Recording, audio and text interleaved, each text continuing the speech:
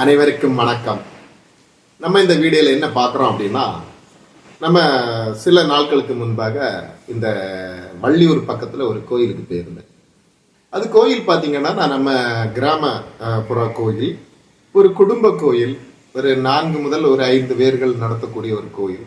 மிக அழகான ஒரு குலதெய்வ கோயில் அப்படின்னு சொல்றேன். மிக பிரகாசமாக இருந்தது அந்த கோயில் பார்க்கக்கூடிய டைம்ல. அந்த கோயில்ல என்ன விஷயம் அப்படின்னா, அங்க பிரசனம் பார்த்துருந்தோம். அதுக்கு பிறகு கோயிலினுடைய வடிவமைப்புகளை பார்த்துருந்தோம்.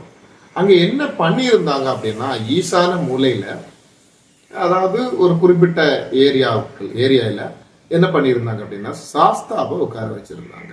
சாஸ்தாவுக்கு கோயில் எல்லாம் எழுப்பி அந்த மாதிரி பண்ணியிருந்தாங்க. அவங்கள்ட்ட கேட்டார்கள், அவங்க என்ன சொன்னாங்க அப்படின்னா, இது சாமி அருள்வாக்கு சொல்லி ஒரு எலுமிச்சம்பழம் கையில எடுத்து அந்த இடத்துல எனக்கு கோயில் வச்சுதா அப்படி கேட்டது, அதனால நாங்க அதுல வச்சிருக்கிறோம் அப்படின்னு சொன்னாங்க.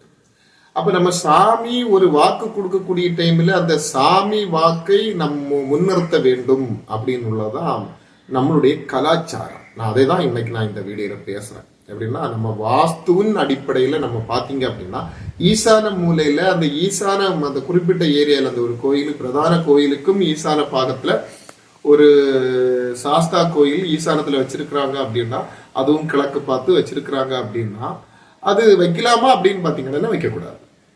அப்ப நம்ம அதை மீறி அதுல வச்சிருக்கிறாங்க அப்படின்னா, அது எந்த தவறும் இல்லை அப்படின்னு நம்ம ஏன் சொல்லுறோம் அப்படின்னா, தெய்வத்தினுடைய வாக்கு எனக்கு அதுலதான் வேணும் அப்படின்னு சொல்லிட்டு கேட்கக்கூடிய டைம்ல அந்த சாஸ்தாவுக்கு அந்த இடத்துல இடம் கொடுக்கறதுனால எந்த தவறும் இல்லை. ஆனால் அதுல இன்னும் ஒரு சிக்கல்கள் இருக்கு.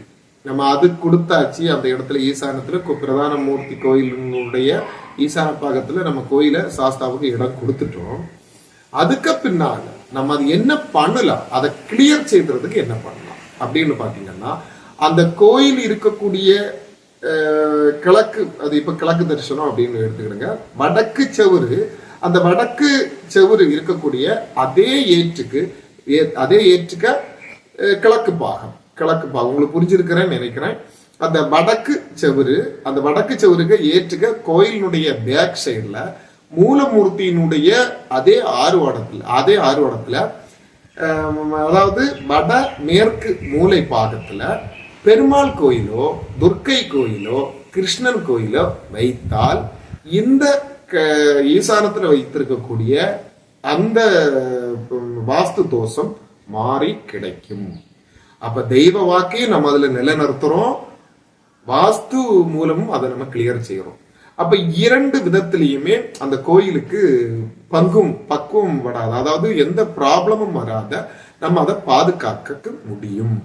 அதாவது தெய்வ வாக்கை நம்ம அதுல கேட்காம, இல்ல ஈசானத்துல சாஸ்தாவை வைக்க கூடாது, அதனால நம்ம அதுல வைக்க கூடாது அப்படின்னு சொல்லிட்டோம் அப்படின்னா தெய்வ குற்றமாக மாறும்.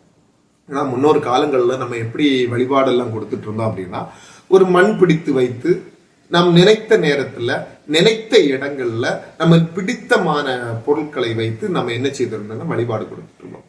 ஆனா தற்போது அது எல்லாம் மறவி போய் இப்படிதான் வழிபாடு செய்ய வேண்டும், இப்படிதான் நம் வழிபாட்டு முறைகள் இருக்க வேண்டும் என்பதை நம் ஒரு கட்டுக்கோப்புக்குள்ளேயே கொண்டு வந்துட்டோம். இப்படி கட்டுக்கோப்புக்குள்ள கொண்டு வந்ததுனால நம்ம என்ன ப்ராப்ளங்களை ஒவ்வொரு குடும்பமும் சந்திச்சுட்டு இருக்கு அப்படின்னு பாத்தீங்கன்னா, மிகப்பெரிய ப்ராப்ளங்களை சந்திச்சுட்டு இருக்கிறாங்க.